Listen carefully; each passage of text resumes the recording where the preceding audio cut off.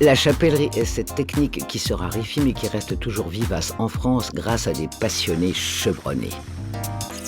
Porter un chapeau, la touche finale d'une tenue, la touche qui lui donne du sens. C'est l'amour du couvre-chef et de son élégance qui a conduit à la création de l'une des maisons chapelières de France, Chapeau Courtois. Beaucoup de maisons travaillent avec des modistes qui ne font que décorer le chapeau. Marguerite Courtois, elle, a rencontré un chapelier qui lui a donné envie de tenter une belle aventure.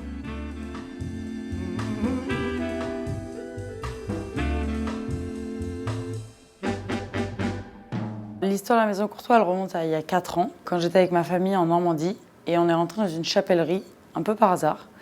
Et dans cette chapellerie, on a rencontré un monsieur formidable, Frédéric, avec qui on a discuté pendant plusieurs heures, et au bout d'un moment, en fait, on a réfléchi, on s'est dit que c'était absolument dingue, parce qu'il n'y avait pas de maison de chapeau phare en France, pas de marque renommée.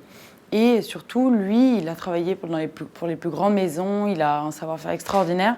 C'est quand même dingue qu'il soit là, dans son petit atelier, et qu'il ne soit pas sous les feux des projecteurs. Un lancement qui veut mettre en lumière un accessoire très tentant, mais que l'on n'ose pas toujours porter. Avant, tout le monde portait des chapeaux, tous les hommes portaient des chapeaux, les femmes également. Ça ne se faisait pas du tout de sortir sans chapeau. On disait même que les femmes sortaient en cheveux, c'était très mal vu. Maintenant, il y a beaucoup moins de gens qui portent de chapeaux, puisque la société a évolué. Mais nous, on constate un retour du chapeau parce que c'est une marque d'élégance, c'est une manière d'affirmer sa personnalité, que ce soit de manière discrète ou de manière extravagante. C'est un moyen d'expression. À tout seigneur, tout honneur, c'est à Honfleur que Frédéric Seux, le fameux chapelier, raconte.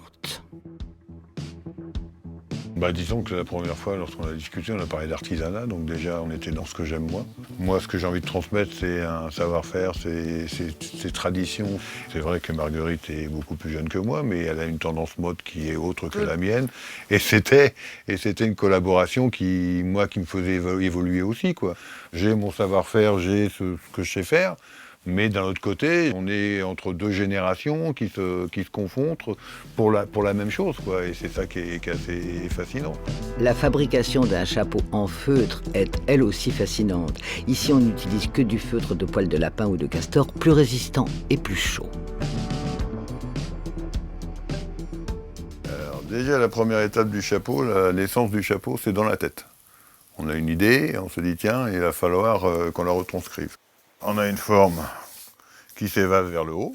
On va prendre notre matière première qui va être un feutre.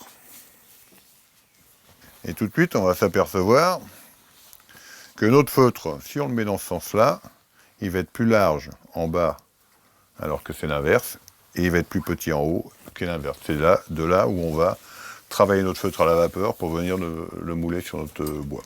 Avant de le détendre à l'aide de vapeur, il faut tout d'abord apprêter le feutre. L'après, c'est ce qui va donner la rigidité du feutre, la tenue du feutre. C'est-à-dire qu'on va avoir un feutre qui va être souple, plus ou moins dur. On peut l'avoir dur comme du bois quand on fait en haute forme, par exemple. L'après que j'utilise moi, c'est un après qui est naturel. C'est de la gomme arabique, c'est de la poudre. Cette gomme, je la mélange avec de l'eau. Et ça me donne un liquide qui est plus ou moins sirupeux. Et suivant la densité de l'après, on va le faire plus ou moins épais. On roule le chapeau pour faire pénétrer l'après à l'intérieur. Pour que l'après ne reste pas en surface, pour éviter qu'on ait des taches une fois qu'il va être sec. Après, on va le mettre en vapeur. On va le travailler pour le préformer, pour qu'il vienne se glisser sur notre forme en bois. Parce que ce qui est très important, c'est que quand on va glisser le feutre sur la forme en bois, il ne faut jamais forcer.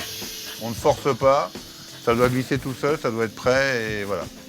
Une fois le chapeau bien souple, il suffit d'un seul geste, pour lui faire prendre la forme du bois. Et ensuite... Maintenant, on va le mettre au four, on va le mettre à sécher.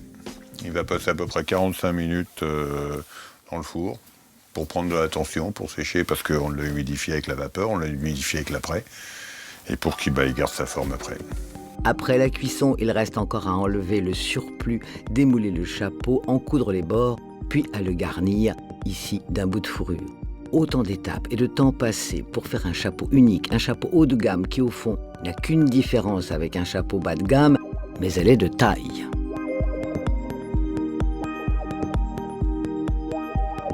La vie, celui qui sort de l'atelier ici, il a une vie. Il a un vécu parce qu'il est passé entre différentes mains, parce qu'on lui a donné une forme, la forme qu'on voulait. La matière première, c'est vivant, tout ça, c'est un respect. Il a déjà un vécu avant d'arriver sur la tête de la cliente, ce chapeau. Alors qu'un chapeau qui est fait en usine, bah, c'est une presse et boum, on en fait 50 dans la journée, on en fait 100 dans la journée, alors que nous, on n'en est pas là, quoi.